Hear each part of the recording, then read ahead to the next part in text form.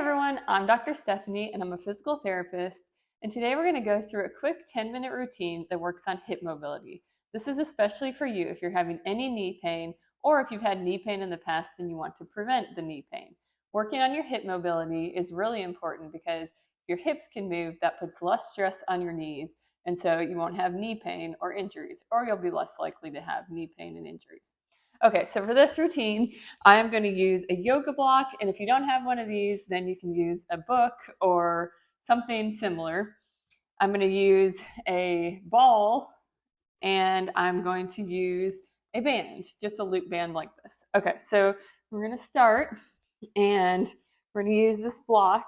And so, like I said, you don't really need a block. You can use a book or a water bottle or something tall like this, because the first one we're going to do is a hip flexor up and over. So you're basically just going to lift your hip up and bring it over like this. And if you need to lean back a little bit, you can do that. You can also use a smaller block. So I'll put it on its side. I'll show you like this. So you're just going to lift up and over, up and over. We're going to go through this about 10 times, just back and forth like this. And if this gets easy, you can also sit up a little bit more and keep your hands across your chest or in front of you. That works your hip a little bit more like that. You're just going to go back and forth, just like this. We're going to do this on both sides. You can go, I'm going to show you with one like this. You're going back and forth over one. But you can also put two out. So you can put one here and one over here. And so you can lift over like that. And so you go back and forth over both. And you should feel it in your hip flexor here. You can feel it in your quad too. And so back and forth. I don't know how many that was, but I think that's good for that side. All right, then we'll go on the other leg. And you're just going to go up and over and up and over. And it may be easier on one leg than the other, and that's okay. Just go up and over. It works your quad a little bit more if you bring your toes up towards you and kind of squeeze that quad. You go up and over like this. We go a few more of these. Let's go 3 more. So we go 1, 2, and 3.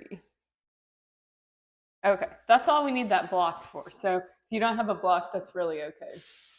Okay, so next we're going to use the band and the ball. And for this, if you don't need a specific ball.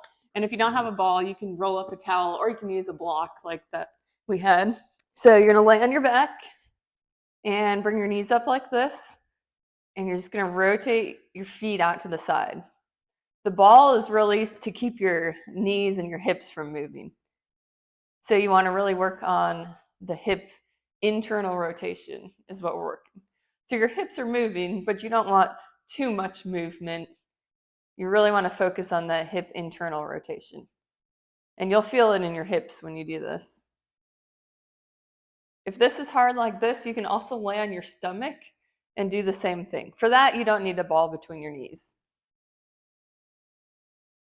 But we're going to do about 10 or 15 of these.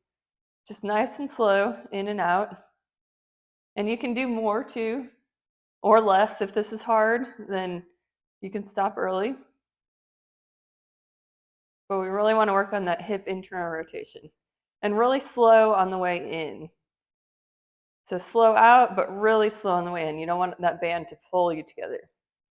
Okay, let's do 2 more. Go 1 and 2. Okay. So that's all we need the ball for. We'll get rid of that.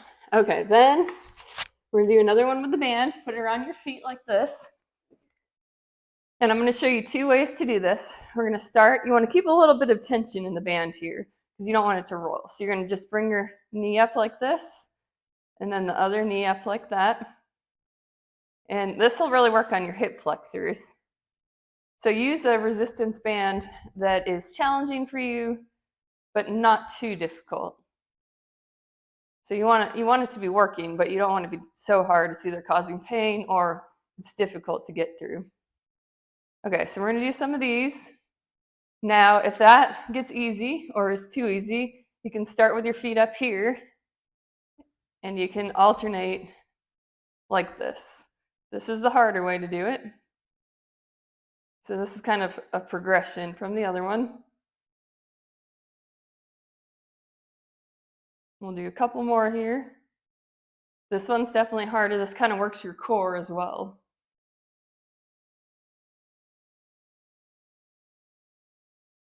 Just like this. Okay. One more on each side. All right. Then that's all we need the band for. So the rest of them, we don't need any equipment. Okay, so now what we're going to do, you're going to get into a 90-90 position just like this. And we're going to work on hip internal rotation again. So you want to kind of lean forward into your hands a little bit. Keep a flat back, so you don't want to arch it too much. Keep it here. You're going to lift this back foot. Now to make this harder, now this might be hard, and if you haven't done it before, you'll really feel it. But to progress it, you can put a yoga block or a book or something under your foot, and then you'll start from a higher position and lift. But this is a great way to do it too, and you should feel it here. So we're going to do just 10 or 15 on each side.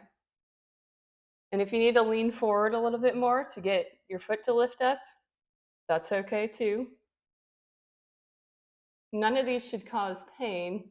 They may be a little bit uncomfortable, especially if you haven't done them before, but they shouldn't cause pain. And the more you do them, you'll feel more flexible, you'll have more mobility, and so they should get a little bit easier.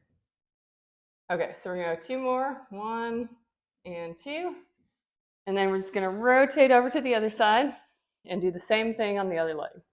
All right, so lean forward and lift that back foot, just like that. And again, you can lean forward more if you need to, but keep that back flat if you can. And just up and down, nice and slow. You don't have to go too slow. You want to keep moving, but you don't want to go too fast. You don't want to go just up and down, because the slower you go, you're really working those muscles, working on that mobility and range of motion. Okay, let's go 2 more. We got 1 and 2. Okay, so now we're going to get up into a kneeling position. And if you have trouble kneeling, I'll show you a way you can do this without kneeling. So this is called hip CARS, and that really means controlled articular rotation. So we're really focusing on hip mobility and that motion at the hip. So you can hold on to something. So I'm going to put my hand on the wall. So basically, you're just really slowly, you bring your hip back and up and around. Just real slow. You're going to go around, nice and controlled, around. And we're going to do a few of these and then switch sides. And then after we switch, I'll show you how you can do it standing if you have any trouble kneeling. You can also, if you want to try it kneeling, but the floor is too hard or the yoga mat's too hard, you can kneel on a bed or a couch or get a cushion for the floor. That works sometimes too. All right, let's go 3 more. So we'll call that 1, 2, and 3. Okay, let me flip around. I'll show you the other leg. All right, so here we go. Around slow. That's 1. And just real slow. And it may feel weird at first if you haven't done this before. You may feel some popping as well. But popping is okay. As long as popping doesn't hurt, popping is okay. It just means either you haven't moved that way in a while, or you just don't have as much mobility or as much strength in that joint. But it's not a bad thing if you're not having any pain. So we just slowly back and forth. It's probably going to be easier on one side than the other. All right, let's go 1, 3 more, 2, and 3. Okay, real quick, we have 1 more exercise, but I'm going to show you how to do it standing. So if you can't kneel or you don't want to kneel, standing up, what you can do is bring your leg up like this, kind of rotate around slowly and back down. And then you go up the other way, same thing. So you can substitute that instead of the other one if you need to. Okay, last one. We're going to kind of do a side low lunge. So you're going to step to the side, lunge here, and then keep that foot out. You're going to kind of go back and forth here. So this is kind of a good groin mobility. We're going to go back and forth. So we'll do about 10 of those to each side. But before I finish, I'm going to show you how you can do it if that one's hard. So put your feet out.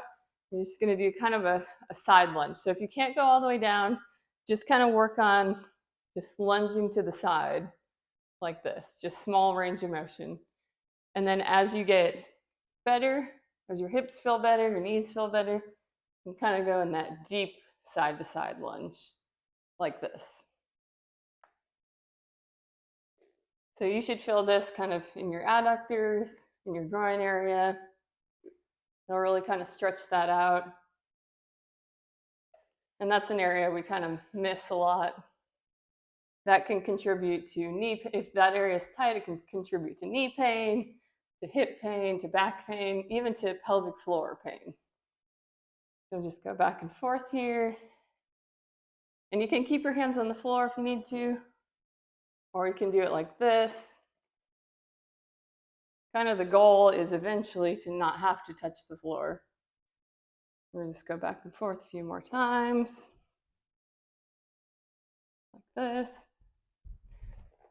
All right. Okay, so your hip should feel good and loose. And working on that hip mobility should really help your knees, should help your hips feel better, and your low back feel better. So I would do that probably several times a week. You know, it takes a while to kind of build up that hip mobility, kind of stretch everything out, and make everything feel better.